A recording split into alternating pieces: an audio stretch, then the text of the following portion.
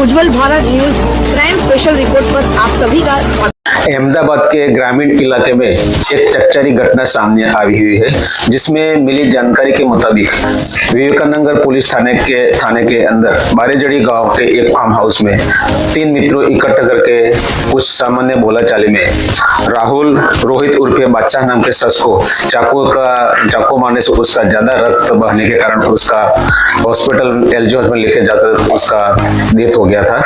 और उसने वो जो राहुल रोहित नाम का जो आदमी था उसने रिक्शा के स्टंट दरमियान चाकू लगने से उसकी डेथ हो गई थी, ऐसा लिखवाया था। इसके सिलसिले में पुलिस को थोड़ा डाउट होने के बाद उसके डीप में पता करने के बाद मालूम पड़ा कि भावेश, विशाल और अजय नामना शख्स के सामान्य बोलाचाली उसको चाकू मार दिया था।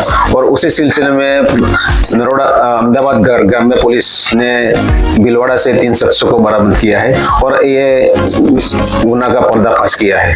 અમદાવાદ ગ્રામ્ય જિલ્લાના વિવેકાનંદનગર પોલીસ સ્ટેશનના હદમાં આવેલા બારેજડી ગામમાં ગત તારીખ 28/12/2025 ના રોજ એક બનાવ બનેલો છે।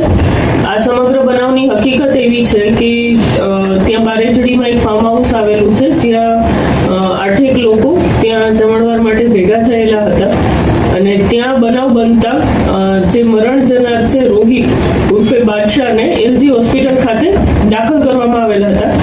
હોસ્પિટલ ખાતે દાખલ કરીને પોલીસ સ્ટેશનમાં એમએલસી વર્દી લખાવવામાં આવે છે, જે વર્દીમાં એવું લખાવવામાં આવેલું હતું કે રિક્ષામાં સ્ટન્ટ દરમિયાન ચાકુ વાગેલ હોય, જેથી રોહિતનું મૃત્યુ નિપજેલું છે, જેથી પોલીસને આગળની કાયદેસરની કાર્યવાહી કરવા માટે વર્દી લખવામાં આવી હતી। આ વર્દી 3:15 વાગે પોલીસને મળતા પોલીસ તાત્કાલિક એલજી હોસ્પિટલ ખાતે પહોંચે છે અને સમગ્ર બનાવની હકીકત જાણતા આજે વર્દી લખવામાં આવેલી હતી એના કરતા કંઈક વિપરીત હકીકત પોલીસના ધ્યાન પર આવે છે કે સમગ્ર બનાવ જે છે એ કોઈ રિક્ષામાં સ્ટન્ટ કરવા જતા ચાકુ વાગવાનું નથી, પરંતુ હત્યાનું છે। આ હકીકત ધ્યાન પર આવતા પોલીસે તમામ સાહેદો અને હાજર જે લોકો છે એમની પૂછપરછ શરૂ કરેલી।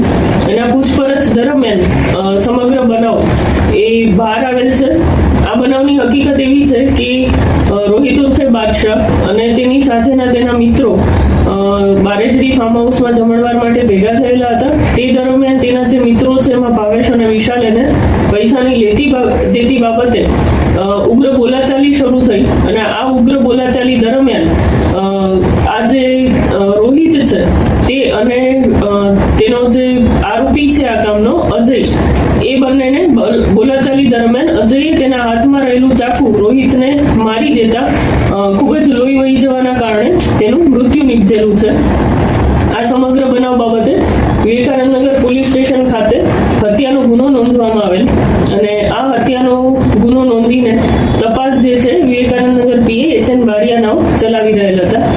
આ સમગ્ર બનાવની હકીકત જે સૌપ્રથમ વર્દી આવેલી હતી એના કરતા વિપરીત હોય, જેથી પોલીસે તાત્કાલિક ત્યાં જે સાહેદો હાજર હતા એમના નામદાર કોર્ટમાં 183 રૂબરૂના નિવેદનો લીધેલ છે।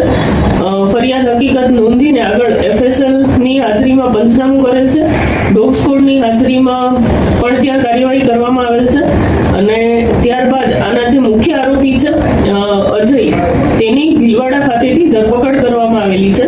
પોલીસે હ્યુમન સોર્સ અને ટેકનિકલ સોર્સની મદદથી આરોપીની ધરપકડ કરીને હત્યામાં વપરાયેલ ચાકુ જે છે તે કબજે કરેલું છે અને હાલ આરોપી જે છે પોલીસ રિમાન્ડ પર છે। Thanks for watching UP News. Like and comment and don't forget to subscribe for latest updates. Subscribe our channel.